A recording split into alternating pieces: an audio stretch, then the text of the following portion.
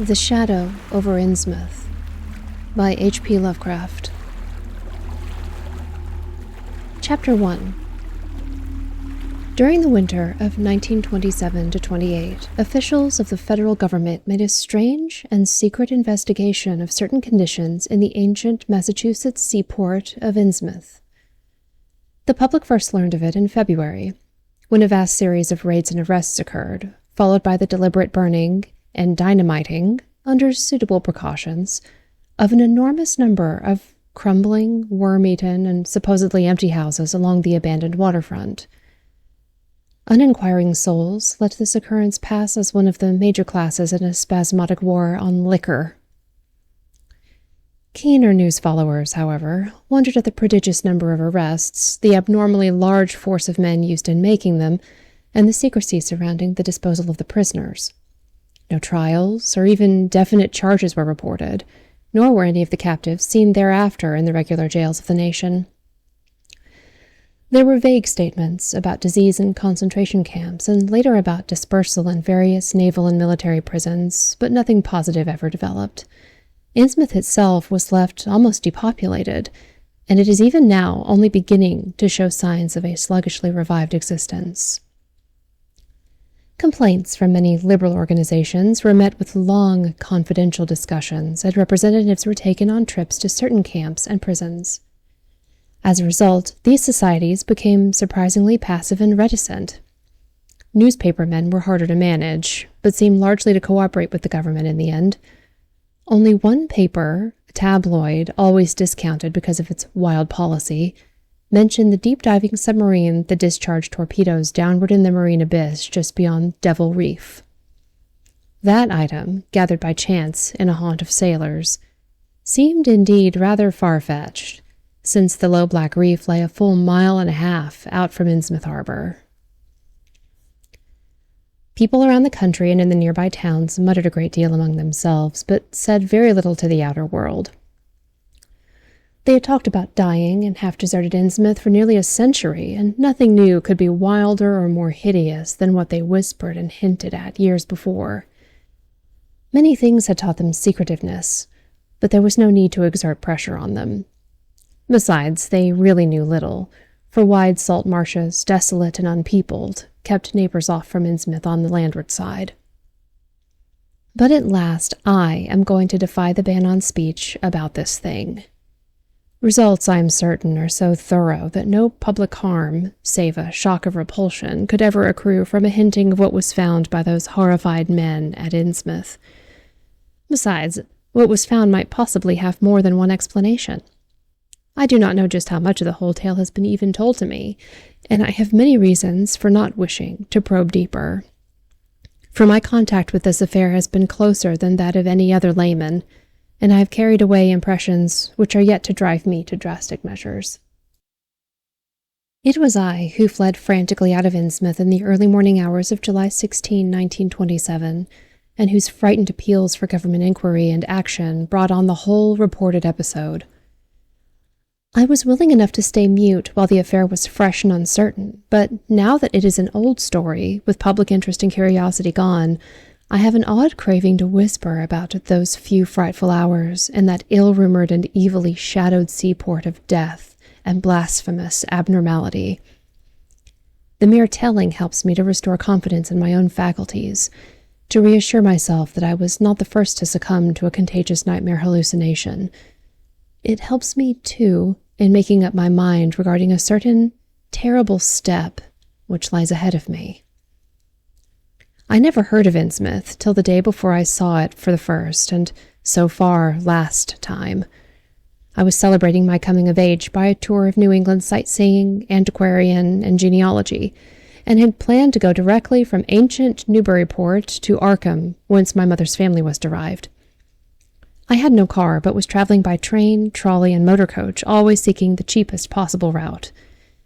In Newburyport, they told me that the steam train was the thing to take to Arkham, and it was only at the station ticket office, when I demurred at the high fare, that I learned about Innsmouth. The stout, shrewd-faced agent, whose speech showed him to be no local man, seemed sympathetic toward my efforts at economy, and made a suggestion that none of my other informants had offered. You could take that old bus, I suppose, he said with a certain hesitation. But it ain't thought much of hereabouts. It goes through Innsmouth. You may have heard about that. And so the people don't like it.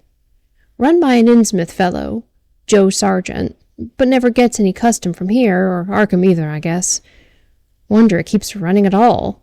I suppose it's cheap enough. I never see more than 2 or 3 people in it. Nobody but those Innsmouth folk. Leaves the square, front of Hammond's drugstore, at 10 a.m. and 7 p.m. unless they've changed lately. Looks like a terrible rattletrap. I've never been on it. And that was the first I ever heard of Shadowed Innsmouth.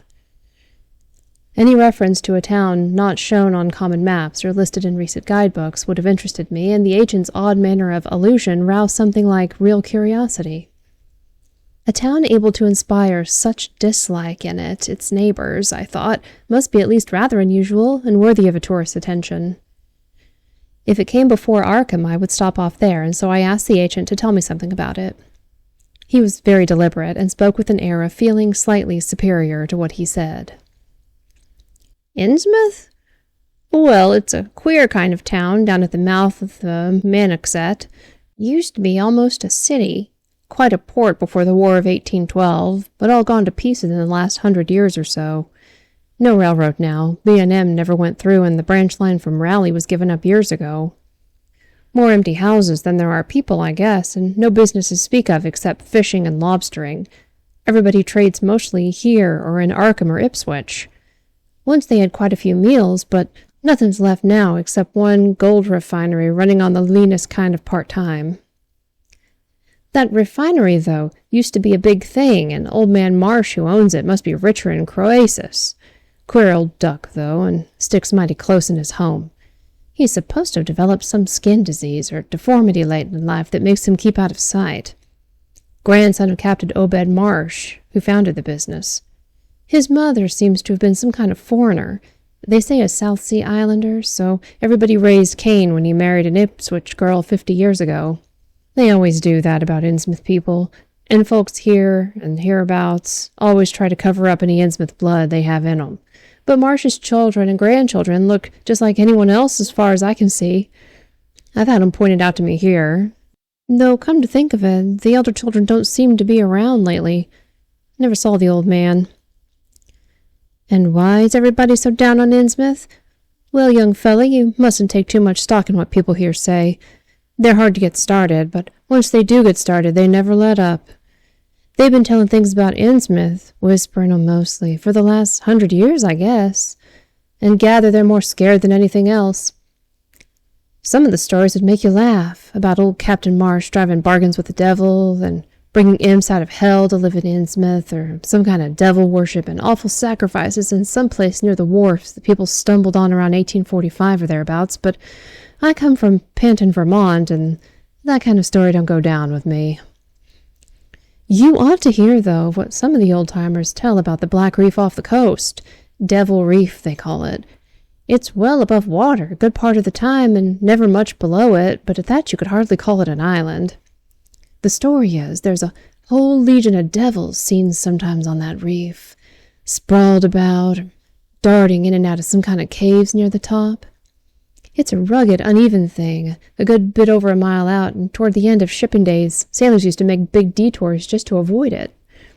That is, sailors that didn't hail from Innsmouth.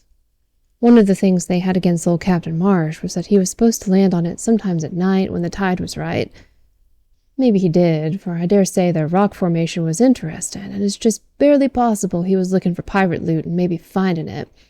But there was talk of his dealing with demons there. Fact is, I guess on the whole it was really the captain that gave the bad reputation to the reef. That was before the big epidemic of 1846, when over half the folks of Innsmouth was carried off. They never did quite figure out what the trouble was, but it was probably some foreign kind of disease brought from China or somewhere by the shipping. It surely was bad enough. There was riots all over it, and all sorts of ghastly doings that I don't believe ever got outside of town, and it left the place in awful shape. Never came back. There can't be more than 300, 400 people living there now. But the real thing behind the way folks feel is simply race prejudice, and I don't say I'm blaming those that hold it. I hate those Innsmouth folks myself, and I wouldn't care to go to their town. I suppose you know, though I can see you're a Westerner by your talk, what a lot of our New England ships used to have to do with queer ports in Africa, Asia, the South Seas, and everywhere else, and what queer kinds of people they sometimes brought back with them. You've probably heard about the Salem man that came home with a Chinese wife, and maybe you know there's still a bunch of Fiji Islanders somewhere around Cape Cod. Well, there must be something like that back of the Innsmouth people. The place always was badly cut off from the rest of the country by marshes and creeks, and we can't be sure about the ins and outs of the matter, but it's pretty clear that old Captain Marsh must have brought home some odd specimens when he had all 3 of his ships in commission back in the 20s and 30s. There certainly is a strange kind of streak in the Innsmouth folks today. I don't know how to explain it, but it sort of makes you crawl. You'll notice a little in Sargent if you take his bus. Some of them have queer narrow heads and flat noses and bulgy starry eyes that never seem to shut, and their skin ain't quite right. Rough and scabby. And the sides of the necks are all shriveled or creased up. Get bald, too, very young. The older fellers look the worst. The fact is, I don't believe I've ever seen a very old chap of that kind. Guess they must die of looking in the glass. Animals hate 'em. They used to have lots of horse trouble before the autos came in. Nobody around here or in Arkham or Ipswich will have anything to do with 'em, and they act kind of offish themselves when it come to town or when anyone tries to fish on their grounds. Queer how fish are always thick off Innsmouth Harbor when there ain't anywhere else around, but just try to fish there yourself and see how the folks chase you off. Those people used to come here on the railroad, walking and taking the train at Rowley after the branch was dropped, but now they use that bus. Yes, there's a hotel in Innsmouth called the Gilman House, but I don't believe it can amount to much. I wouldn't advise you try it. Better stay over here and take the 10 o'clock bus tomorrow morning. Then you can get an evening bus there for Arkham at 8 o'clock. There was a factory inspector who stopped at the Gilman a couple years ago, and he had a lot of unpleasant hints about the place. Seems they get a queer crowd there, for this fella heard voices in other rooms, though most of 'em was empty, that give him the shivers. It was foreign talk, he thought. But he said the bad thing about it was the kind of voice that sometimes spoke. It sounded so unnatural, slopping-like, he said, that he didn't dare undress and go to sleep, just waited up and lit out the first thing in the morning. The talk went on most all night. This fella, Casey his name was, had a lot to say about how the Innsmouth folk watched him and seemed kind of on guard. He found the Marsh refinery a queer place. It's in an old mill on the lower falls of the Manoxet. What he said tallied up with what I'd heard. Books in bad shape and no clear account of any kind of dealings. You know, it's always been a kind of mystery where the Marshes get the gold they refine. They've never seemed to do much buying in that line, but years ago they shipped out an enormous lot of ingots. Used to be talk of a queer foreign kind of jewelry that the sailors and refinery men sometimes sold on the sly, or that it was seen once or twice on some of the Marsh women folks. People allowed maybe old Captain Obed traded for it in some heathen port, especially since he always ordered stacks of glass beads and trinkets, such as seafaring men used to get for native trade. Others thought, and still think, he'd found an old pirate cache out on Devil Reef. But here's a funny thing. The old captain's been dead these 60 years, and there ain't been a good-sized ship out of the place since the Civil War. But just the same, the Marshes keep buying a few of those native trade things. Mostly glass and rubber gewgaws, they tell me. Maybe the Innsmouth folks like 'em to look at themselves. God knows they've gotten to be about as bad as South Sea cannibals and Guinea savages. That plague of 46 must have taken the best blood in the place. Anyway, they're a doubtful lot now, and the Marshes and other rich folks are as bad as any. As I told you, there probably ain't more than 400 people in the whole town, in spite of all the streets they say there are. I guess they're what they call white trash down south. Lawless and sly and full of secret things. They get a lot of fish and lobsters and do exporting by truck. Queer how the fish swarm right there and nowhere else. Nobody can ever keep track of these people, and state school officials and census men have a devil of a time. You can bet that prying strangers ain't welcome around Innsmouth. I've heard personally of more than one business or government man that's disappeared there. There's loose talk of one who went crazy and is out at Danvers now. They must have fixed up some awful scare for that fellow. That's why I wouldn't go at night if I was you. I've never been there and have no wish to go, but I guess a daytime trip couldn't hurt you, even though the people hereabouts will advise you not to make it. If you're just sightseeing and looking for old-time stuff, Innsmouth ought to be quite a place for you. And so I spent part of that evening at the Newburyport Public Library looking up data about Innsmouth. When I tried to question the natives in the shops, the lunchroom, the garages, and the fire station, I had found them even harder to get started than the ticket agent had predicted, and realized I could not spare the time to overcome their first instinctive reticence. They had a kind of obscure suspiciousness, as if there was something amiss with anyone too much interested in Innsmouth. At the YMCA where I was stopping, the clerk merely discouraged my going to such a dismal, decadent place, and the people at the library showed much the same attitude. Clearly, in the eyes of the educated, Innsmouth was merely an exaggerated case of civic degeneration. The Essex County histories on the library shelves had very little to say, except that the town was founded in 1643, noted for shipbuilding before the Revolution, a seat of great marine prosperity in the early 19th century, and later a minor factory center using the Menexet as power. The epidemic and riots of 1846 were very sparsely treated, as if they formed a discredit to the county. References to decline were few, though the significance of the later record was unmistakable. After the Civil War, industrial life was confined to the Marsh Refining Company, and the marketing of gold ingots formed the only remaining bit of major commerce aside from the eternal fishing. That fishing paid less and less as the price of the commodity fell and large-scale corporations offered competition, but there was never a dearth of fish around Innsmouth Harbor. Foreigners seldom settled there, and there was some discreetly veiled evidence that a number of Poles and Portuguese who had tried it had been scattered in a peculiarly drastic fashion. Most interesting of all was the glancing reference to the strange jewelry vaguely associated with Innsmouth.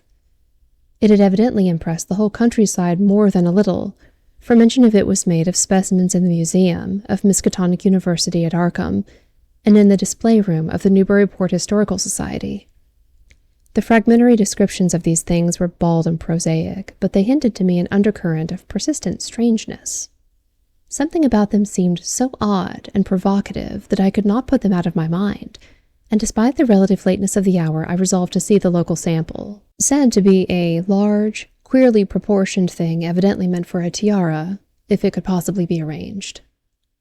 The librarian gave me a note of introduction to the curator of the society, a Miss Anna Tilton, who lived nearby, and after a brief explanation, that ancient gentlewoman was kind enough to pilot me into the closed building, since the hour was not outrageously late. The collection was a notable one indeed, but in my present mood I had eyes for nothing but the bizarre object which glistened in a corner cupboard under the electric lights. It took no excessive sensitiveness to beauty to make me literally gasp at the strange, unearthly splendor of the alien, opulent fantasy that rested there on a purple velvet cushion. Even now, I can hardly describe what I saw, though it was clearly enough a sort of tiara, as what the description had said. It was tall in front, and with a very large and curiously irregular periphery, as if designed for a head of almost freakishly elliptical outline. The material seemed to be predominantly gold, though a weird, lighter lustrousness hinted at some strange alloy with an equally beautiful and scarcely identifiable metal. Its condition was almost perfect, and one could have spent hours in studying the striking and puzzlingly untraditional designs, some simply geometrical and some plainly marine, chased or molded in high relief on its surface with a craftsmanship of incredible skill and grace. The longer I looked, the more the thing fascinated me, and in this fascination there was a curiously disturbing element hardly to be classified or accounted for. At first I decided that it was the queer, otherworldly quality of the art which made me uneasy. All other art objects I have ever seen either belong to some known racial or national stream, or else were consciously modernistic defiances of every recognized stream. This tiara was neither. It clearly belonged to some settled technique of infinite maturity and perfection, Yet that technique was utterly remote from any, Eastern or Western, ancient or modern, which I had ever seen of or heard exemplified. It was as if the workmanship were that of another planet. However, I soon saw my uneasiness had a second and perhaps equally potent source residing in the pictorial and mathematical suggestion of the strange designs. The patterns all hinted of remote secrets and unimaginable abysses in time and space, and the monotonously aquatic nature of the reliefs became almost sinister. Among those reliefs were fabulous monsters of abhorrent grotesqueness and malignity, half ichthyaic and half batrachian in suggestion, which one could not dissociate from a certain haunting and uncomfortable sense of pseudo-memory, as if they called up some image from deep cells and tissues whose retentive functions are wholly primal and awesomely ancestral. At times I fancied that every contour of these blasphemous fish frogs was overflowing with the ultimate quintessence of unknown and inhuman evil. In odd contrast to the tiara's aspect was its brief and prosy history as related by Miss Tilton. It had been pawned for a ridiculous sum at a shop in State Street in 1873 by a drunken Innsmouth man shortly afterward killed in a brawl. The Society had acquired it directly from the pawnbroker, at once giving it a display worthy of its quality. It was labeled as of probably East Indian or Indo-Chinese provenance, though the attribution was frankly tentative. Miss Tilton, comparing all possible hypotheses regarding its origin and its presence in New England, was inclined to believe that it formed part of some exotic pirate horde discovered by the old Captain Obed Marsh. This view was surely not weakened by the insistent offers of purchase at a high price which the Marshes began to make as soon as they knew of its presence, and which they repeated to this day despite the Society's unwavering determination not to sell. As the good lady showed me out of the building, she made it clear the pirate theory of the Marsh fortune was a popular one among the intelligent people of the region. Her own attitude toward Shadow Over Innsmouth, which she never seen, was one of disgust at a community slipping far down the cultural scale, and she assured me the rumors of devil worship were partly justified by a peculiar secret cult which had gained force there and engulfed all the orthodox churches. It was called, she said, the Esoteric Order of Dagon, and was undoubtedly a debased, quasi-pagan thing imported from the East a century before, at a time when the Innsmouth fisheries seemed to be going barren. Its persistence among a simple people was quite natural in view of the sudden and permanent return of abundantly fine fishing. And it soon came to be the greatest influence in the town, replacing Freemasonry altogether and taking up headquarters in the old Masonic Hall on New Church Green. All this, to the pious Miss Tilton, formed an excellent reason for shunning the ancient town of decay and desolation, but to me it was merely a fresh incentive. To my architectural and historical anticipations was now added an acute anthropological zeal, and I could scarcely sleep in my small room at the Y as the night wore away. Chapter 2. Shortly before 10 the next morning, I stood with one small valise in front of Hammond's drugstore in Old Market Square, waiting for the Innsmouth bus. As the hour for its arrival drew near, I noticed a general drift of the loungers to other places up the street, or to the ideal lunch across the square. Evidently, the ticket agent had not exaggerated the dislike which local people bore toward Innsmouth and its denizens. In a few moments, a small motor coach of extreme decrepitude and dirty gray color rattled down State Street, made a turn, and drew up at the curb beside me. I felt immediately that it was the right one, a guess which the half-illegible sign on the windshield, Arkham, Innsmouth, Newburyport, soon verified. There were only 3 passengers, dark, unkempt men of sullen visage and somewhat youthful cast, and when the vehicle stopped, they clumsily shambled out and began walking up State Street in a silent, almost furtive fashion. The driver also alighted, and I watched him as he went into the drugstore to make some purchase. This, I reflected, must be the Joe Sargent mentioned by the ticket agent, and even before I noticed any details, there spread over me a wave of spontaneous aversion which could be neither checked nor explained. It suddenly struck me as very natural that the local people should not wish to ride on a bus owned and driven by this man, or to visit any oftener than possible the habitat of such a man and his kinsfolk. When the driver came out of the store, I looked at him more carefully and tried to determine the source of my evil impression. He was a thin, stoop-shouldered man, not much under 6 feet tall, dressed in shabby blue civilian clothes and wearing a frayed golf cap. His age was perhaps 35, but the odd deep creases in the sides of his neck made him seem older when one did not study the dull, expressionless face. He had a narrow head and bulging, watery blue eyes that seemed never to wink, a flat nose, a receding forehead and chin, and singularly undeveloped ears. His long, thick lip and coarse-pored, grayish cheeks seemed almost beardless except for some sparse yellow hairs that straggled and curled in irregular patches, and in places the surface seemed queerly irregular as if peeling from some cutaneous disease. His hands were large and heavily veined, and had a very unusual grayish-blue tinge. The fingers were strikingly short in proportion to the rest of the structure, and seemed to have a tendency to curl closely to the huge palm. As he walked toward the bus, I observed his peculiarly shambling gait and saw that his feet were inordinately immense. The more I studied them, the more I wondered how he could buy any shoes to fit them. A certain greasiness about the fellow increased my dislike. He was evidently given to working or lounging around the fish docks and carried with him much of their characteristic smell. Just what foreign blood was in him I could not even guess.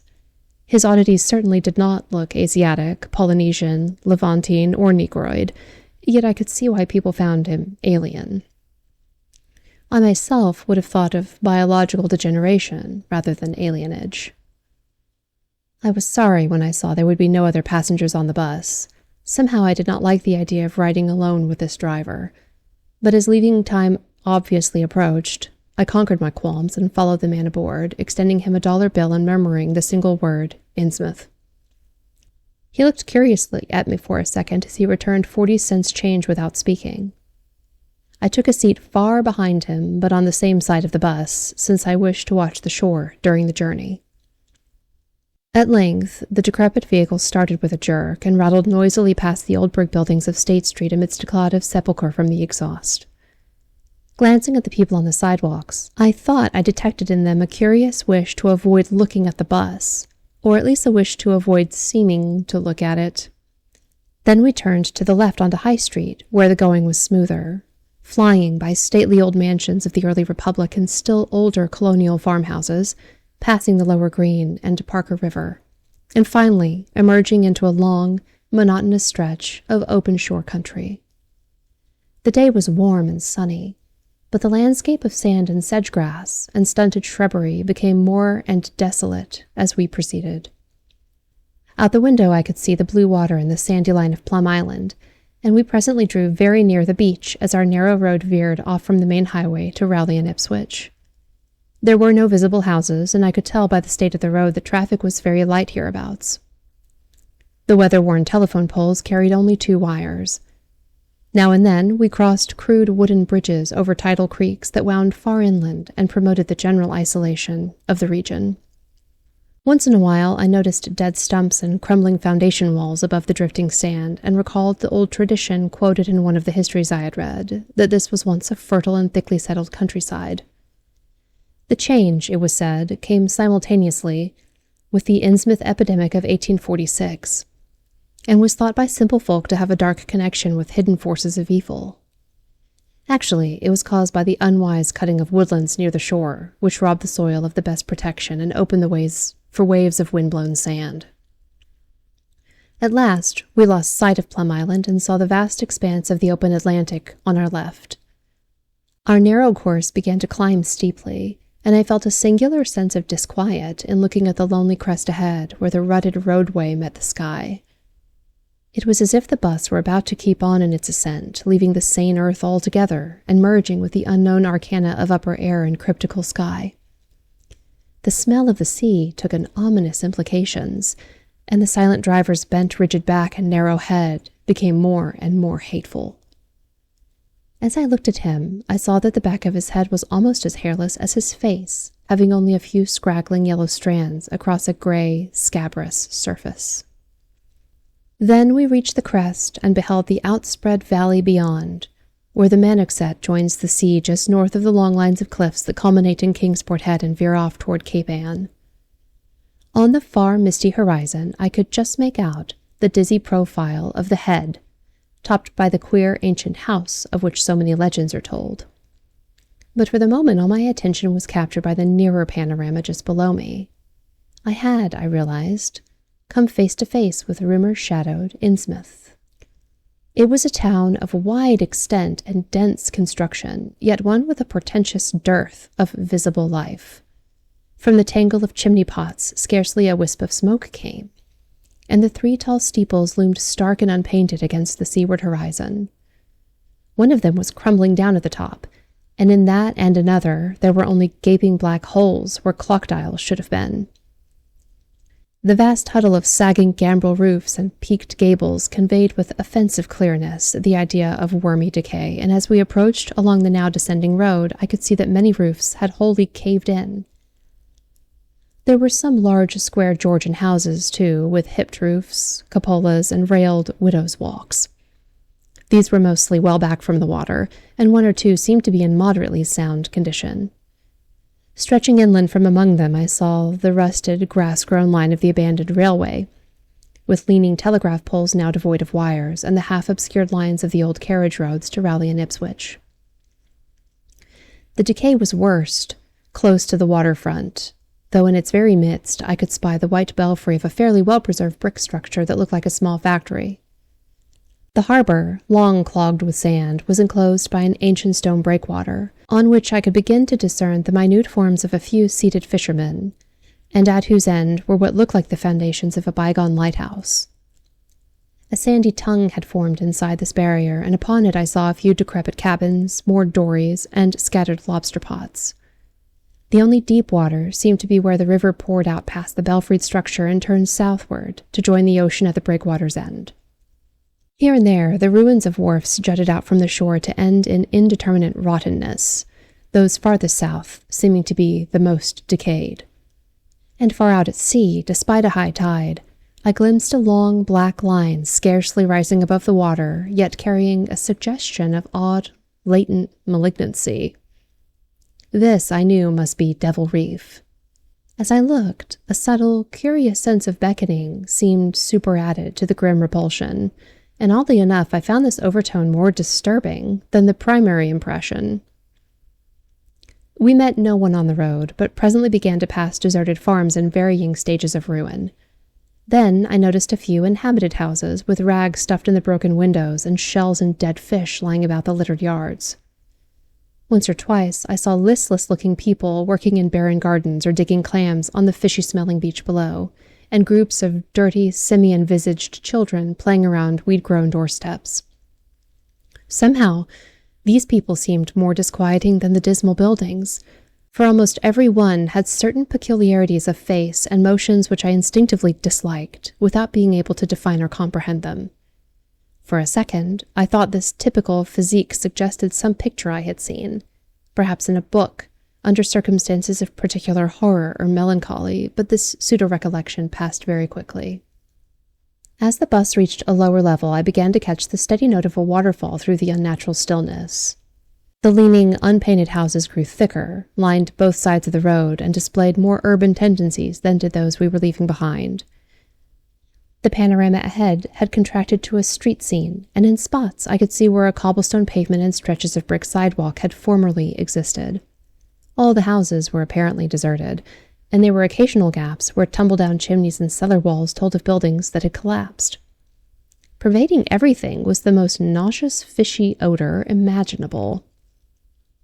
Soon, cross-streets and junctions began to appear, those on the left leading to shoreward realms of unpaved squalor and decay, while those on the right showed vistas of departed grandeur.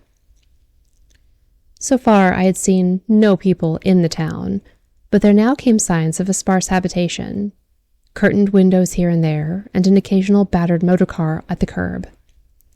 Pavement and sidewalks were increasingly well-defined, and though most of the houses were quite old, wood and brick structures of the early 19th century, they were obviously kept fit for habitation. As an amateur antiquarian, I almost lost my olfactory disgust and my feeling of menace and repulsion amidst this rich, unaltered survival from the past. But I was not to reach my destination without one very strong impression of poignantly disagreeable quality. The bus had come to a sort of open concourse or radial point with churches on two sides and the bedraggled remains of a circular green in the center, and I was looking at a large pillared hall on the right-hand junction ahead. The structure's once white paint was now gray and peeling, and the black and gold sign on the pediment was so faded I could only with difficulty make out the words, Esoteric Order of Dagon. This, then, was the former Masonic hall now given over to a degraded cult.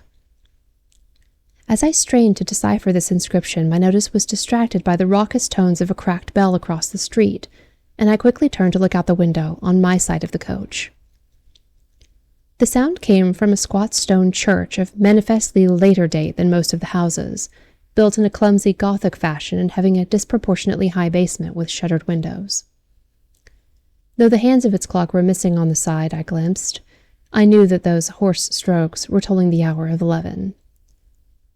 Then suddenly, all thoughts of time were blotted out by an onrushing image of sharp intensity and unaccountable horror, which had seized me before I knew really what it was. The door of the church basement was open, revealing a rectangle of blackness inside.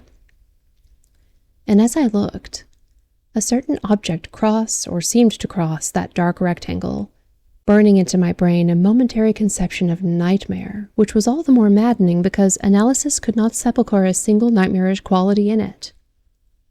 It was a living object, the first except the driver that I had seen since entering the compact part of the town, and had I been in a steadier mood I would have found nothing whatever of terror in it. Clearly, as I realized a moment later, it was the pastor, clad in some peculiar vestments doubtless introduced since the Order of Dagon had modified the ritual of the local churches. The thing which had probably caught my first subconscious glance and supplied the touch of bizarre horror was the tall tiara he wore, an almost exact duplicate of the one Miss Tilton had showed me the previous evening. This, acting on my imagination, had supplied namelessly sinister qualities to the indeterminate face and robed shambling form beneath it.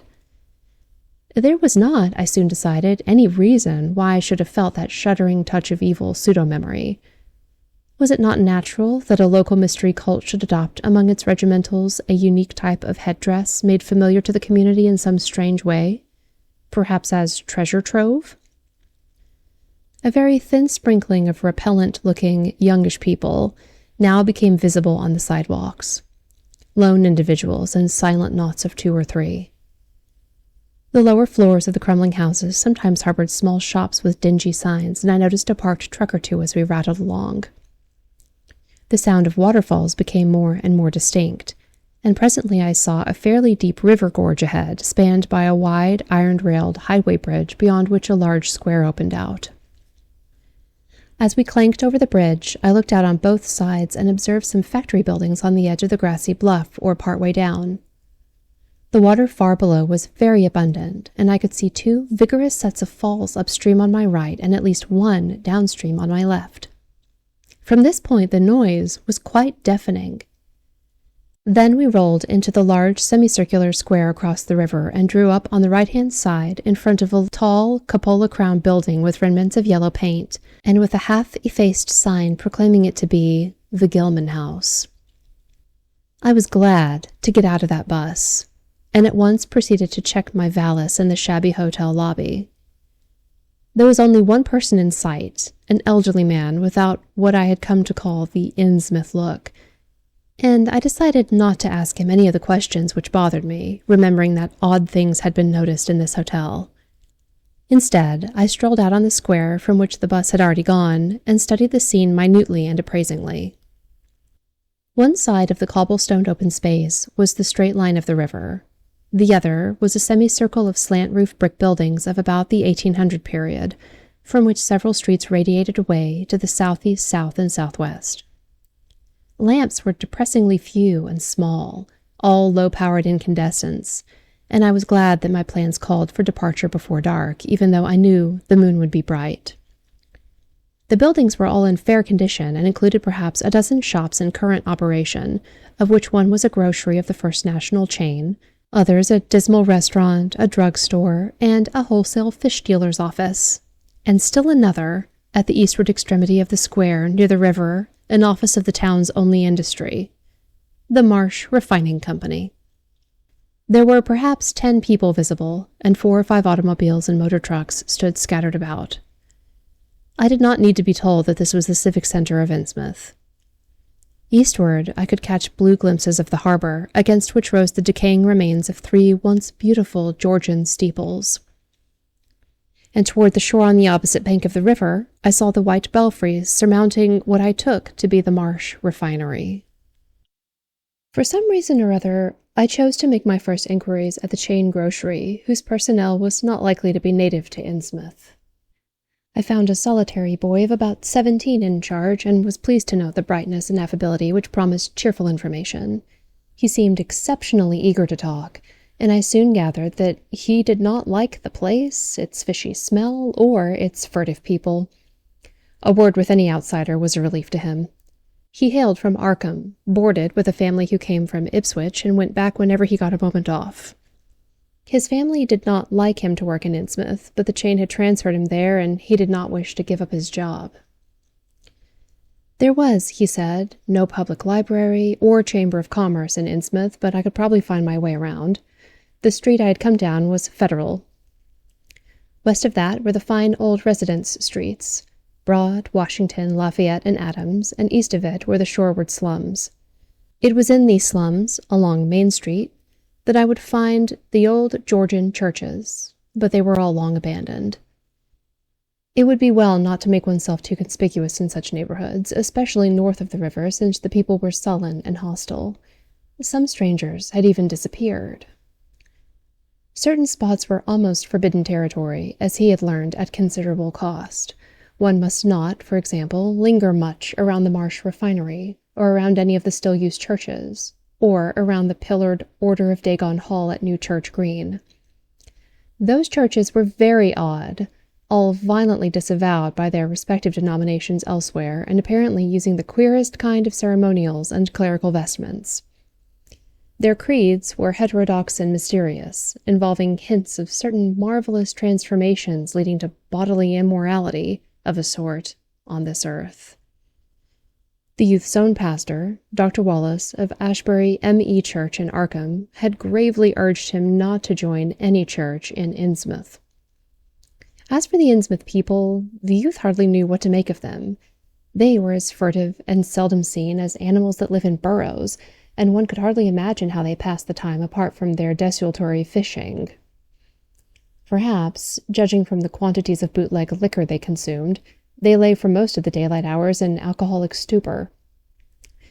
They seemed sullenly banded together in some sort of fellowship and understanding, despising the world as if they have access to other and preferable spheres of entity. Their appearance, especially those staring, unwinking eyes which one never saw shut, was certainly shocking enough, and their voices were disgusting. It was awful to hear them chanting in their churches at night, and especially during their main festivals or revivals, which fell twice a year on April 30th and October 31st.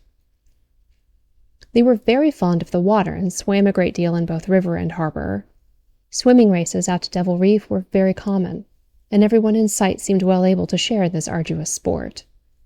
When one came to think of it, it was generally only rather young people who were seen about in public, and of these the oldest were apt to be the most tainted-looking. When exceptions did occur, they were mostly persons with no trace of aberrancy, like the old clerk at the hotel. One wondered what became of the bulk of the older folk, and whether the Innsmouth look were not a strange and insidious disease phenomenon which increased its hold as years advanced. Only a very rare affliction, of course, could bring about such vast and radical anatomical changes in a single individual after maturity, changes invoking osseous factors as basic as the shape of the skull. But then, even this aspect was no more baffling and unheard of than the visible features of the malady as a whole.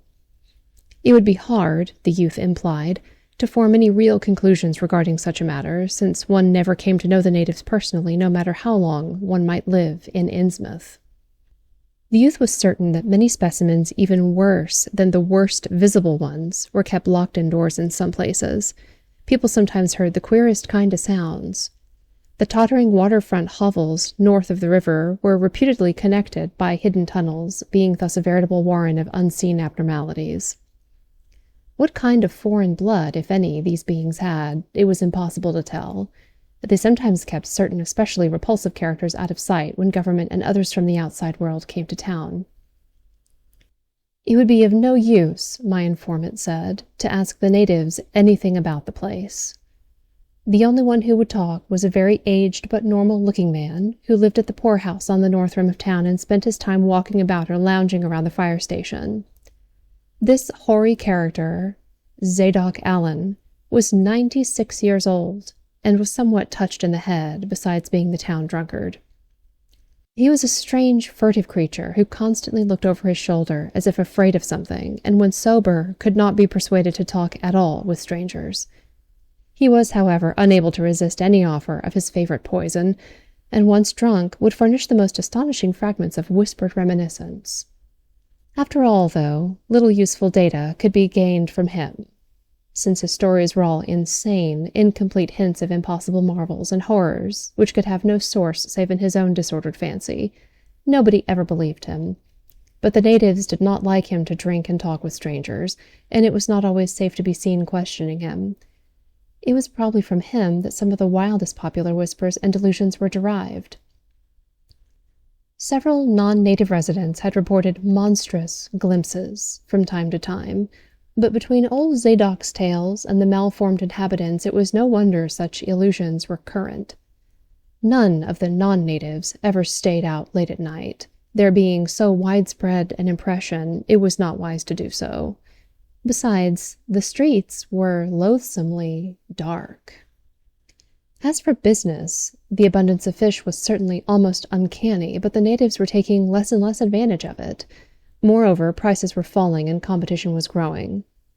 Of course, the town's real business was the refinery, whose commercial office was on the square only a few doors east of where we stood. Old Man Marsh was never seen, but sometimes went to the works in a closed, curtained car. There were all sorts of rumors about how Marsh had come to look. He had once been a great dandy, and people said he still wore the frock-coated finery of the Edwardian age, curiously adapted to certain deformities. His son had formerly conducted the office in the square, but latterly they had been keeping out of sight a good deal and leaving the brunt of affairs to the younger generation. The sons and their sisters had come to look very queer, especially the elder ones, and it was said that their health was failing. One of the Marsh daughters was a repellent, reptilian-looking woman who wore an excess of weird jewelry clearly of the same exotic tradition as that to which the strange tiara belonged.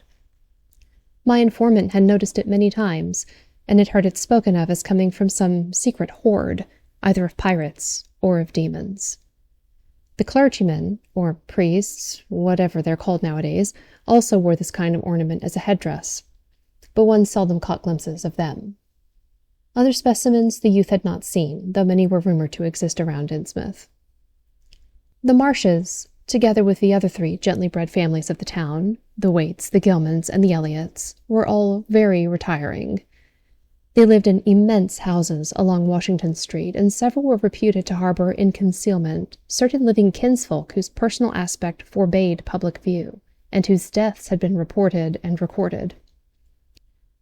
Warning me that many of the street signs were down, the youth drew for my benefit a rough but ample and painstaking sketch map of the town's salient features. After a moment's study, I felt sure it would be of great help and pocketed it with profuse thanks. Disliking the dinginess of the single restaurant I had seen, I bought a fair supply of cheese crackers and ginger wafers to serve as a lunch later on. My program, I decided, would be to thread the principal streets, talk with any non-natives I might encounter, and catch the 8 o'clock coach for Arkham. The town, I could see, formed a significant and exaggerated example of communal decay, but being no sociologist, I would limit my serious observations to the field of architecture. Thus I began my systematic, though half-bewildered tour of Innsmouth's narrow, shadow-blighted ways. Crossing the bridge and turning toward the roar of the lower falls, I passed close to the marsh refinery, which seemed to be oddly free from the noise of industry. The building stood on the steep river bluff near a bridge and an open confluence of streets which I took to be the earliest civic center, displaced after the Revolution by the present town square. Recrossing the gorge on the Main Street Bridge, I struck a region of utter desertion which somehow made me shudder. Collapsing huddles of gambrel roofs formed a jagged and fantastic skyline, above which rose the ghoulish, decapitated steeple of an ancient church. Some houses along Main Street were tenanted, but most were tightly boarded up. Down unpaved side streets, I saw the black, gaping windows of deserted hovels, many of which leaned at perilous and incredible angles through the sinking of part of the foundations. Those windows stared so spectrally that it took courage to turn eastward toward the waterfront. Certainly, the terror of a deserted house swells in geometrical rather than arithmetical progression as houses multiply to form a city of stark desolation. The sight of such endless avenues of fishy-eyed vacancy and death, and the thought of such linked infinities of black, brooding compartments given over to cobwebs and memories and the conqueror worm, start up vestigial fears and aversions that not even the stoutest philosophy can disperse. Fish Street was as deserted as Main, though it differed in having many brick and stone warehouses still in excellent shape. Water Street was almost its duplicate, save that there were great seaward gaps where wharves had been. Not a living thing did I see, except for the scattered fishermen on the distant breakwater, and not a sound did I hear, save the lapping of the harbor tides and the roar of the falls of the Menexet. The town was getting more and more on my nerves, and I looked behind me furtively as I picked my way back over the tottering Water Street Bridge. The Fish Street Bridge, according to the sketch, was in ruins. North of the river there were traces of squalid life, active fish-packing houses in Water Street, smoking chimneys and patched roofs here and there, occasional sounds from indeterminate sources, and infrequent shambling forms in the dismal streets and unpaved lanes. But I seemed to find this even more oppressive than the southerly desertion. For one thing, the people were more hideous and abnormal than those near the center of town, so that I was several times evilly reminded of something utterly fantastic which I could not quite place. Undoubtedly, the alien strain in the Innsmouth folk was stronger here than farther inland, unless, indeed, the Innsmouth look were a disease rather than a bloodstain, in which this district might be held to harbor the more advanced cases. One detail that annoyed me was the distribution of the few faint sounds I heard. They ought naturally to have come wholly from the visibly inhabited houses, yet in reality were often strongest inside the most rigidly boarded-up facades. There were creakings, scurryings, and hoarse, doubtful noises, and I thought uncomfortably about the hidden tunnels suggested by the grocery boy. Suddenly I found myself wondering what the voices of those denizens would be like. I had heard no speech so far in this quarter, and was unaccountably anxious not to do so. Pausing only long enough to look at two fine but ruinous old churches at Main and Church Streets, I hastened out of that vile waterfront slum. My next logical goal was New Church Green, but somehow or other I could not bear to repass the church, in whose basement I had glimpsed the inexplicably frightening form of that strangely diademed priest or pastor. Besides, the grocery youth had told me that churches, as well as the Order of Dagon Hall, were not advisable neighborhoods for strangers. Accordingly, I kept north along Main to Martin, then turning inland, crossing Federal Street safely north of the Green, and entering the decayed patrician neighborhood of Northern Broad, Washington, Lafayette, and Adams Streets. Though these stately old avenues were ill-surfaced and unkempt, their elm-shaded dignity had not entirely departed. Mansion after mansion claimed my gaze, most of them decrepit and boarded up amidst neglected grounds, but one or two in each street showing signs of occupancy. In Washington Street there was a row of 4 or 5 in excellent repair and with finely tended lawns and gardens. The most sumptuous of these, with wide terraced parterres extending back the whole way to Lafayette Street, I took to be the home of Old Man Marsh, the afflicted refinery owner. In all these streets no living thing was visible, and I wondered at the complete absence of cats and dogs from Innsmouth. Another thing that puzzled and disturbed me, even in some of the best-preserved mansions, was the tightly shuttered condition of many third-story and attic windows. Furtiveness and secretiveness seemed universal in this hushed city of alienage and death, and I could not escape the sensation of being watched from ambush on every hand by sly, staring eyes that never shut. I shivered as the cracked stroke of 3 sounded from a belfry on my left. Too well did I recall the squat church from which those notes came. Following Washington Street toward the river, I now faced a new zone of former industry and commerce, noting the ruins of a factory ahead and seeing others with the traces of an old railway station and covered railway bridge beyond, up the gorge on my right. The uncertain bridge now before me was posted with a warning sign, but I took the risk and crossed again to the south bank where traces of life reappeared. Furtive, shambling creatures stared cryptically in my direction, and more normal faces eyed me coldly and curiously. Innsmouth was rapidly becoming intolerable, and I turned down Payne Street toward the square in the hope of getting some vehicle to take me to Arkham before the still-distant starting time of that sinister bus. It was then that I saw the tumble-down fire station on my left, and noticed the red-faced, bushy-bearded, watery-eyed old man in nondescript rags who sat on a bench in front of it, talking with a pair of unkempt but not abnormal-looking firemen. This, of course, must be Zadok Allen, the half-crazed, liquorish nonagenarian whose tales of old Innsmouth and its shadow were so hideous and incredible. Chapter 3. It must have been some imp of the perverse, or some sardonic pull from dark hidden sources, which made me change my plans as I did. I had long before resolved to limit my observations to architecture alone, and I was even then hurrying toward the square in an effort to get transportation quickly out of this festering city of decay and death.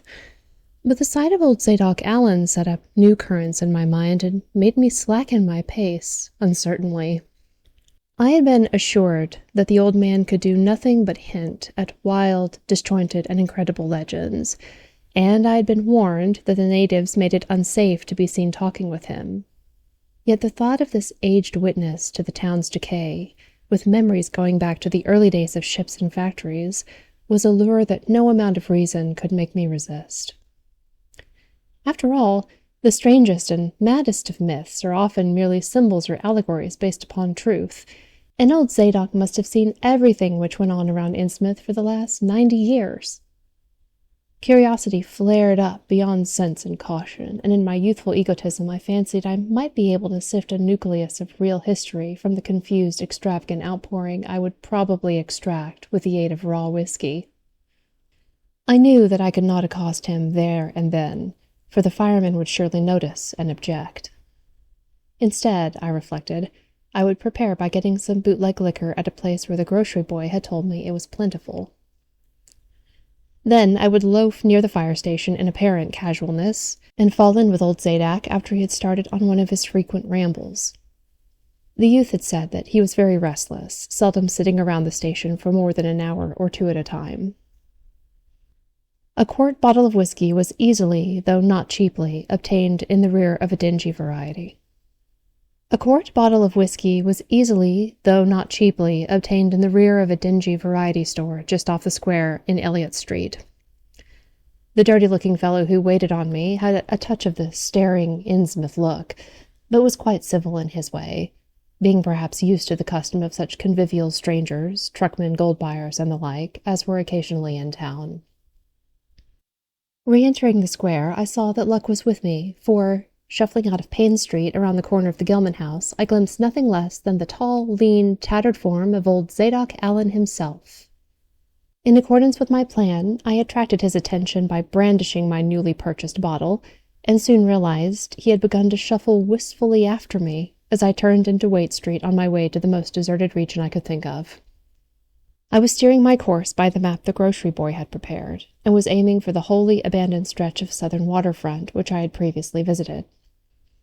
The only people in sight there had been the fishermen on the distant breakwater, and by going a few squares south I could get beyond the range of these, finding a pair of seats on some abandoned wharf and being free to question old Zadok unobserved for an indefinite time. Before I reached Main Street, I could hear a faint and wheezy, "Hey, mister!"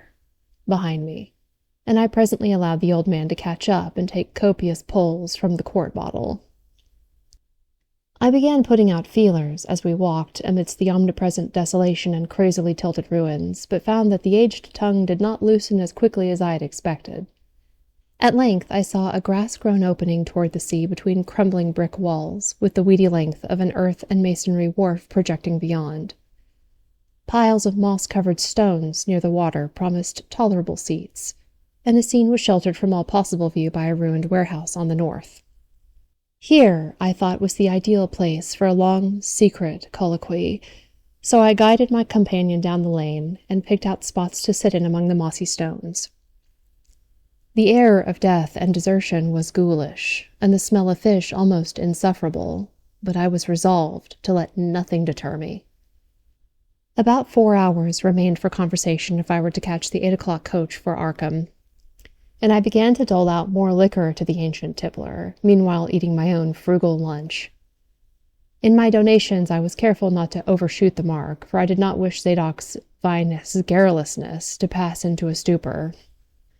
After an hour, his furtive taciturnity showed signs of disappearing, but much to my disappointment he still sidetracked my questions about Innsmouth and its shadow-haunted past. He would babble of current topics, revealing a wide acquaintance with newspapers and a great tendency to philosophize in a sententious village fashion. Toward the end of the second hour, I feared my quart of whiskey would not be enough to produce results and was wondering whether I better just leave old Zadok and go back for more. Just then, however, a chance made the opening which my questions had been unable to make, and the wheezing ancient's rambling took a turn that caused me to lean forward and listen alertly. My back was toward the fishy-smelling sea, but he was facing it, and something or other had caught his wandering gaze to light on the low, distant line of Devil Reef, then showing plainly and almost fascinatingly above the water. The sight seemed to displease him, for he began a series of weak curses, which ended in a confidential whisper and a knowing leer. He bent toward me, took hold of my coat lapel, and hissed out some hints that could not be mistaken. "There's where it all began, that cursed place of all wickedness, where the deep water starts. Gate o' hell, sheer drop down to the bottom, no sound and line can tell. Old Cap'n Odin done it, him that found now more than was good for him in the South Sea Islands. Everybody was in a bad way them days, trade falling off, mills losing business, even the new ones, and the best of our menfolks killed a privateerin' in the war 1812 or lost with the Elizy brig and Ranger's scow, both of 'em on Gilman Venters. Obed Marsh, he had 3 ships afloat, Brigantine Columbia, Brig Hefty, and bark Summitry Queen. He was the only one as kept on with the East, Ingy and Pacific trade, though Estras Martins, Barkentine, Malay Bride made a venture as late as 28. Never was nobody like Cap'n Obed. Old limb o' Satan. Heh, heh. I can mind him talk-a-tellin' about furrin parts, and callin' all the folks stupid for going to Christian meetin' and bearing their burdens meek and lowly. Says they'd orter get better gods like some of them folks in the Injuns. Gods as 'd bring 'em good fishin' in return for their sacrifices, and 'd really answered folks' prayers. Mad Elliot, his first mate, talked a lot too, only he was agin folks doing any heathen things. Told about an island east of Orthalhate, where there was a lot of old stone ruins older than anybody knew anything about, kind of like them on Ponape and the Carolines, but with carving off faces that looked like big statues on Easter Island. There was a little volcanic island near there, too, where there was other ruins with different carving. Ruins all wore away like they'd been under the sea on't, and with pictures of awful monsters all over them. Wall, sir, Matt, he says, the natives round there had all the fish they could catch, and sported bracelets and armlets and head rigs made about a queer kind, and gold and covered with pictures of monsters, just like the ones carved over the ruins on that little island. Sort of fish, like frogs or frog-like fishes, that was drawed at all kinds of positions like they was human beings. Nobody could get out of them where they got all the stuff, and all the other natives wondered how they managed to find fish in plenty even when the very next island had lean pickings. Matt, he got to the wondering too, and so did Captain Obed. Obed, he notices, besides, that lots of the handsome young folk would drop out of sight from year to year, and that there weren't many old folks around. Also, he thinks some of them folks looked din queer even for Kanakies. It took Obed to get the truth about them, the heathen. I don't know how he done it, but he begun by trading for the gold, like things they wore. Asked them where they come from, and if they could get more, and finally wormed the story about the old chief, Walakea, they called him. Nobody would Obed ever believe the old yellow devil, but the captain could read folks like they was books. Nobody never believes me now when I tell 'em, and I don't suppose you will, young feller, though come to look at you, you have kind of got them sharp reading eyes, like Obed had. The old man's whisper grew fainter, and I found myself shuddering at the terrible and sincere portentousness of his intonation, even though I knew his tale could be nothing but drunken fantasy.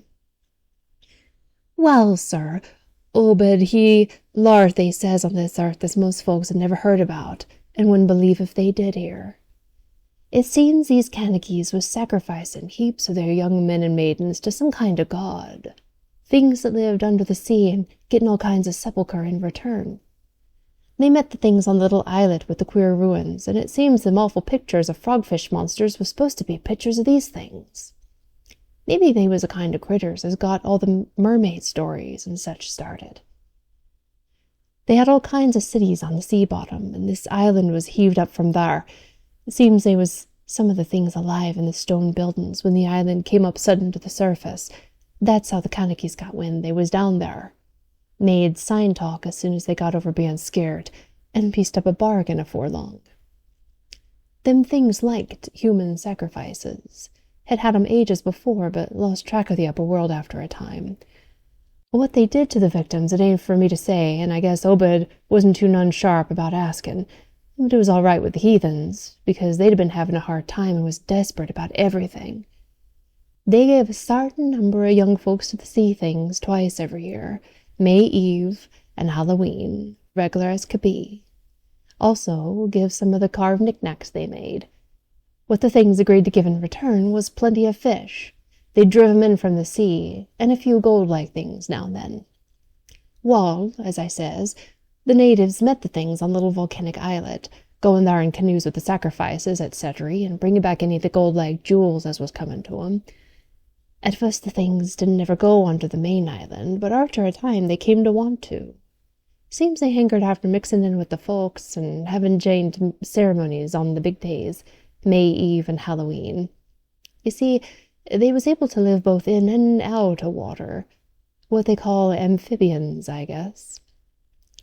The Kanakies told him as how folks from the other islands might want to wipe and out if they got wind of their being there, but they says they don't care much, because they could wipe out the whole brood of humans if they was willing to bother. That is, any as didn't be sartain signs such as was used once by the old ones, whatever they was.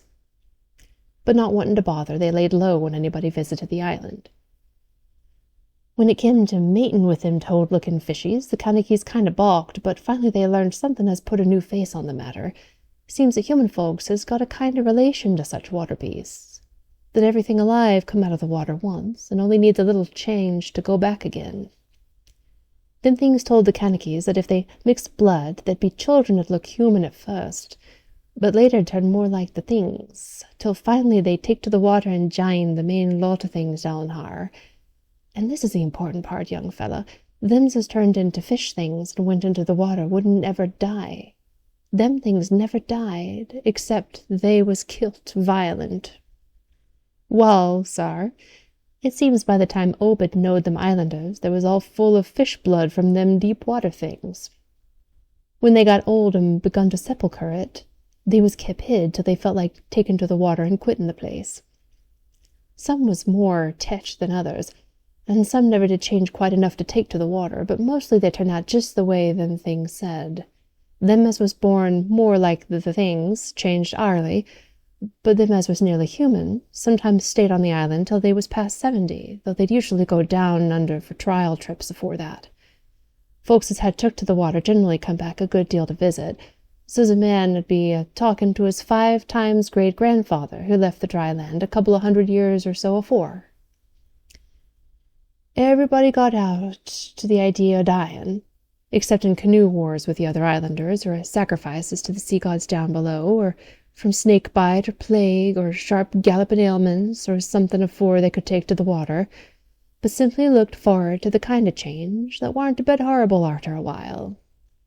They thought what they got was well worth all they had to give up, and I guess Obed kind of came to think of the same himself when he chewed over to old Wallachéa's story a bit. Wallachéa, though, was one of the few as hadn't got none of the fish blood, being of a royal line that intermarried with royal lines on other islands. Wallachéa, he showed Obed a lot of rites and incantations as had to do with the sea things, and let him see some of the folks in the village as had changed a lot from human shape. Somehow or other, though, he never would let him see one of the regular things from right out of the water. In the end, he gave him a funny kind of thingamajig made out of lead or something, and he said to bring up the fish things from any place in the water where they might be a nest of 'em. The idea was to drop it down with the right kind of prayers and such. Wallachéa allowed, as the things was scattered all over the world, so's anybody that looked about could find a nest and bring 'em up if they was wanted.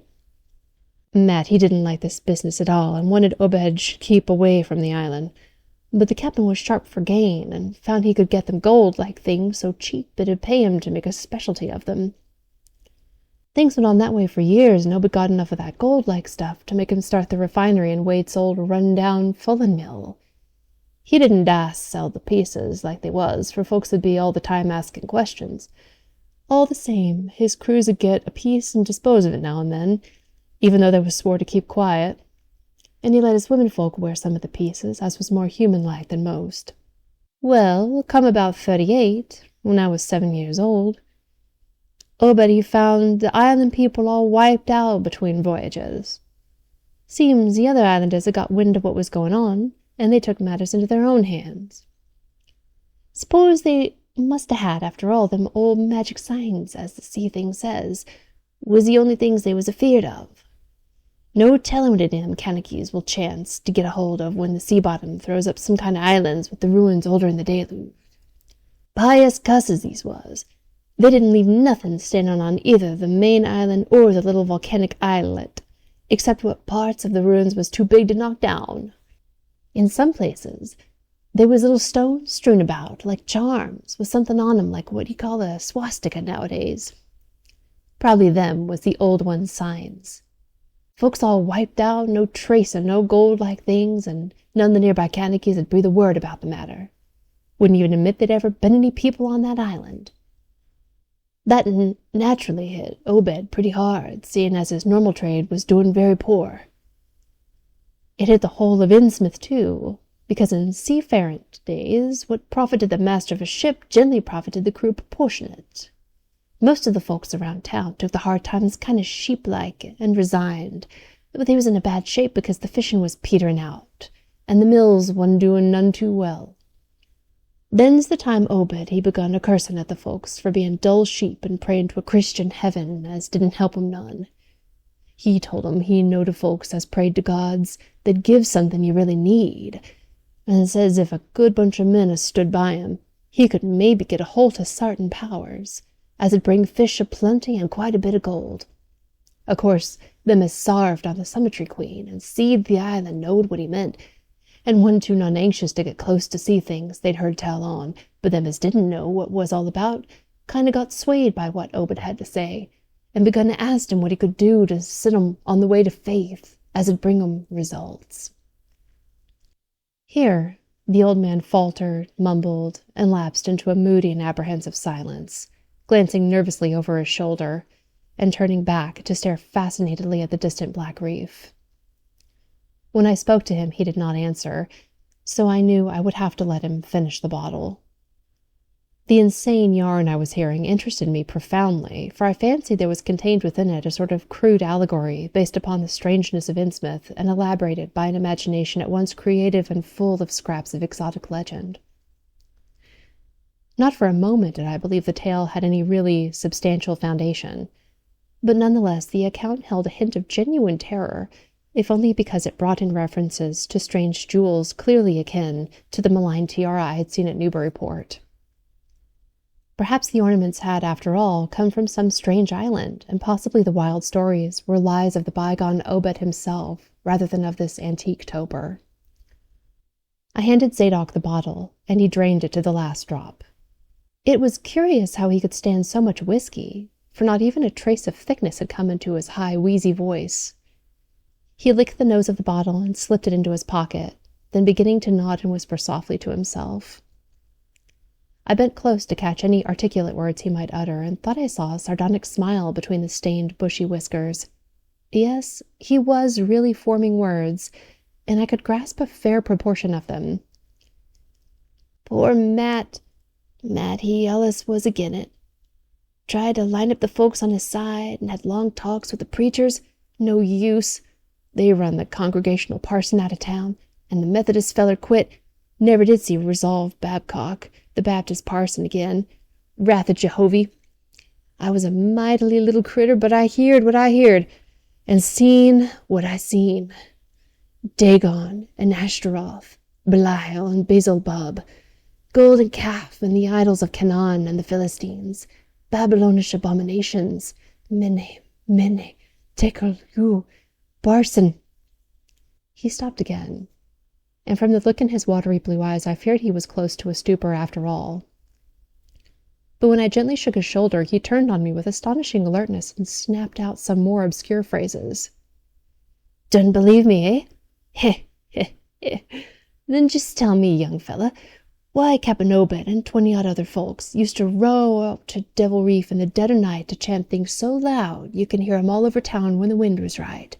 Tell me that, eh? And tell me why Obed was always dropping heavy things down into the deep water on the other side of the reef, where the bottom shoots down like a cliff lower than the Kin Sound.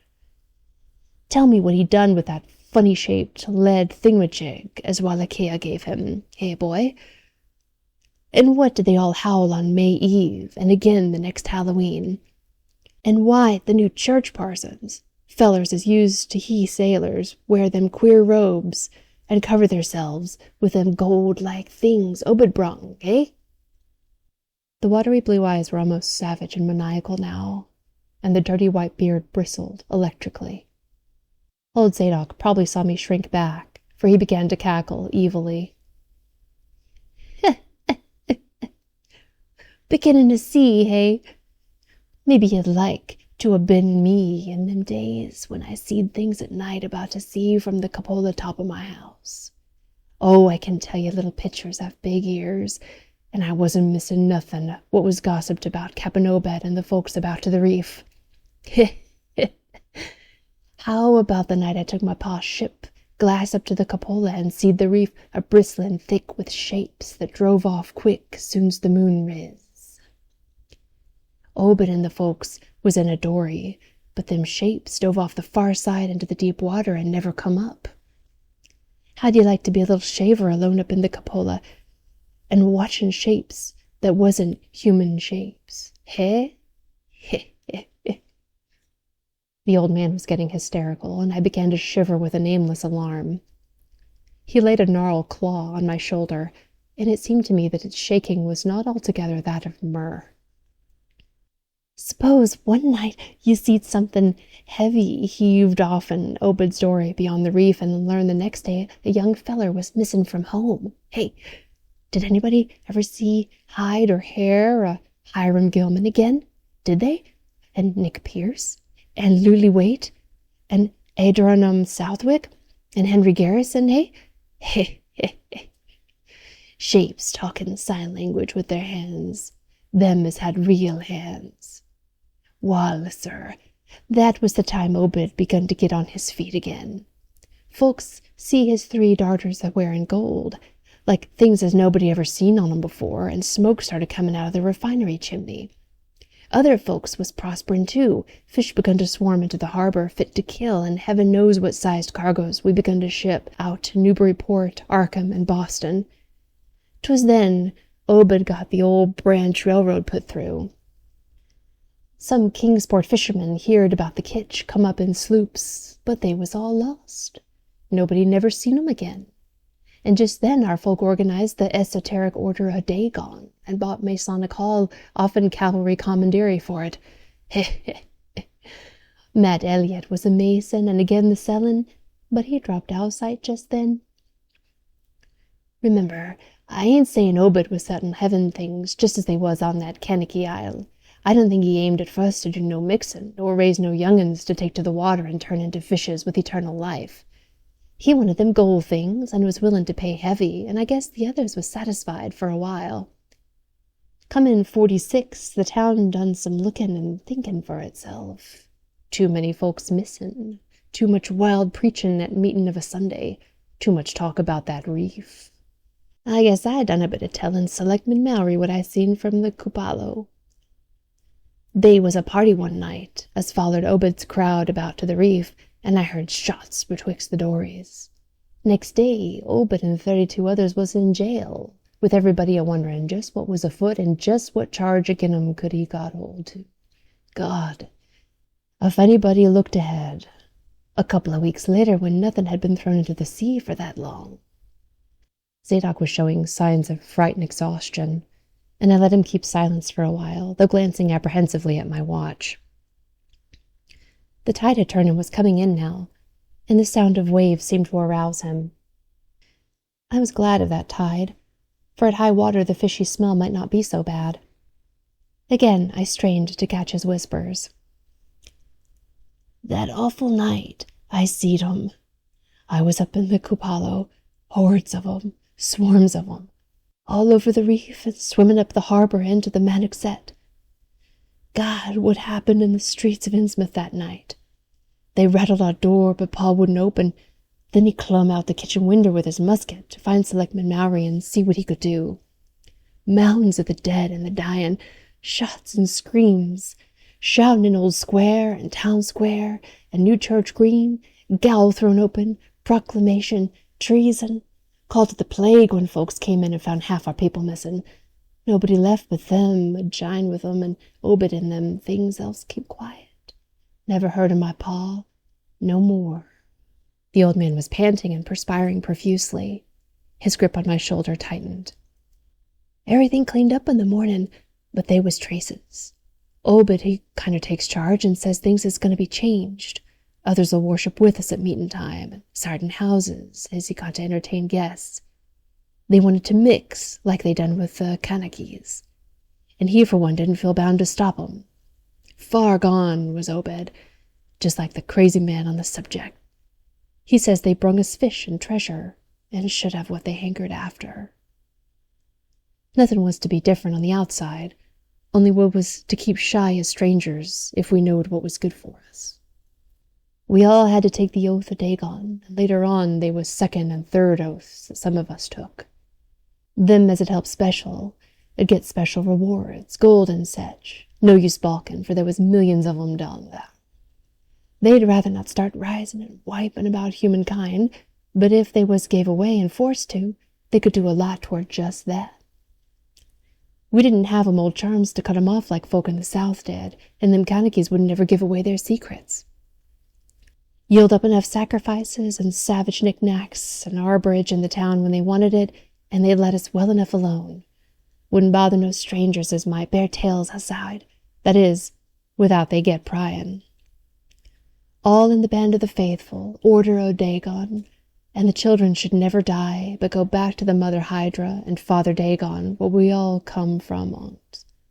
Aye, Cthulhu Fatagan, Fulagui, Munafun Cthulhu Rilya Ragoa Nagala Fataga. Old Zadok was fast lapsing into stark raving, and I held my breath. Poor old soul! To what pitiful depths of hallucination had his liquor, plus his hatred of the decay, alienage, and disease around him, brought that fertile imaginative brain? He began to moan now, and tears were coursing down his channeled cheeks into the depths of his beard. God, what I seen since I was 15 years old. Many, Tekaloo, parson, the folks as was missing and them as killed theirselves. Them as told things in Arkham or Ipswich or such places was all called crazy, like you're calling me right now. But God, what I seen. They'd have killed me a long ago for what I know, only I took the first and second oaths to Dagon off in Obed, so was protected unless a jury of 'em prove I told things knowing and deliberate. But I wouldn't take the third oath. I'd have died rather than take that. It got worse around Civil War time, when children born since 46 began to grow up. Some of 'em, that is. I was afeard. Never did no pryin' arter that awful night, and never seen one of them close to in all my life. That is, never no full-blooded ones. I went to the war, and if I'd any guts or sense I'd have never come back, but settled away from here. But folks wrote me things wasn't so bad. That, I suppose, was because government draftmen was in town arter 63. Arter the war it was just as bad again. People begun to fall off, mills and shops shut down, shipping stopped, and the harbors choked up. Railroad give up, but they never stopped swimming in and out of the river from that cursed reef of Satan, and more attic windows got boarded up, and more noises was heard in houses as wasn't supposed to have nobody in 'em. Folks outside have their stories about us. Suppose you heard a plenty of 'em, seeing what questions ye asked. Stories about things they've seen now and then, and about that queer jewelry that still comes in from somewheres and ain't quite all melted up, but nothing never gets definite. Nobody'll believe nothing. They call 'em gold-like things, pirate loot, and allow the Innsmouth folks has furrin blood or is distempered or something. Besides, them that lives here shoo off as many strangers as they can, and encourage the rest not to get very curious, especially round night-time. Beasts balk at the critters. Hosses wasn't mules, but when they got autos, that was all right. In 46, Cap'n Obed took a second wife that nobody in the town never seen. Some says he didn't want to, but was made to by them as he'd called in. Had 3 children by her, 2 as disappeared young, but one gal as looked like anybody else, and was edicated in Europe. Obed finally got her married off by a trick to an Arkham feller as didn't suspect nothing. But nobody outside'll have nothing to do with Innsmouth folks now. Barnabas Marsh, that runs the refinery now, is Obed's grandson by his first wife. Son of Onesiphorus, his eldest son, but his mother was another one of 'em, as wasn't never seen outdoors. Right now, Barnabas is about changed. Can't shut his eyes no more, and is all out of shape. They say he still wears clothes, but he'll take to the water soon. Maybe he's tried it already. They do sometimes go down for little spells afore they go down for good. Ain't been seed about in public for nigh on 10 year. Don't know how his poor wife can feel. She come from Ipswich, and they nigh lynched Barnabas when he courted her 50 years ago. Oh, but he died in 78, and all the next generation is gone now. The first wife's children dead, and the rest, God knows. The sound of the incoming tide was now very insistent, and little by little it seemed to change the old man's mood from maudlin tearfulness to watchful fear. He would pause now and then to renew those nervous glances over his shoulder or out toward the reef, and despite the wild absurdity of his tale, I could not help beginning to share his apprehensiveness. Zadok now grew shriller, seemed to be trying to whip up his courage with louder speech. Hey, why don't you say something? How'd you like to be living in a town like this, with everything a-rottin' and dying and boarded up monsters crawling and bleating and barking and hopping around black cellars and attics every way they turn? Eh? How'd you like to hear the howling night after night from the churches and order a Dagon Hall and know what's doing part of the howling? How'd you like to hear what comes from that awful reef every May Eve and Hallowmass? Eh? Think the old man's crazy, eh? Well, sir, let me tell you, that ain't the worst. Zadok was really screaming now, and the mad frenzy of his voice disturbed me more than I care to own. Curse ye! Don't sit there staring at me with them eyes. I tell Obed Marsh he's in hell, and he's got to stay there. Heh, heh. In hell, I says. Can't get me. I ain't done nothing nor told nobody nothing. Oh, you, young feller, wall, even if I ain't told nobody nothing yet, I'm a-goin' to now. You just set still and listen to me, boy. This is what I ain't never told nobody. I says I didn't get to do no pryin' arter that night, but I found things about just the same. You wants to know what the real horror is, eh? Wall, it's this. It ain't what them fish devils has done, but what they're a-goin' to do. They're a-bringin' things out o' whar they came from into the town. Been doin' it for years, and slackenin' up lately. Them houses north of the river betwixt Water and Main Streets is full of 'em, them devils and what they brung. And when they get ready, I say, when they get, ever hear tell of a Shoggoth? Hey, do you hear me? I tell you I know what them things be. I seen 'em one night when, yeah. The hideous suddenness and inhuman frightfulness of the old man's shriek almost made me faint. His eyes, looking past me toward the malodorous sea, were positively starting from his head, while his face was a mask of fear worthy of Greek tragedy. His bony claw dug monstrously into my shoulder, and he made no motion as I turned my head to look at whatever he had glimpsed. There was nothing that I could see, only the incoming tide, with perhaps one set of ripples more local than the long-flown line of breakers. But now Zadok was shaking me, and I turned back to watch the melting of that fear-frozen face into a chaos of twitching eyelids and mumbling gums. Presently his voice came back, albeit as a trembling whisper. "Get out of here. Get out of here. They've seen us. Get out for your life. Don't wait for nothing. They know now. Run for it. Quick. Out of this town." Another heavy wave dashed against the loosing masonry of the bygone wharf and changed the mad ancient's whisper to another inhuman and blood-curdling scream. Yeah.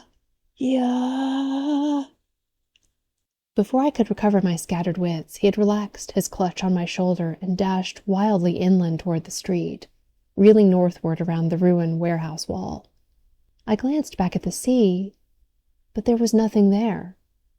And when I reached Water Street and looked along it toward the north, there was no remaining trace of Zadok Allen.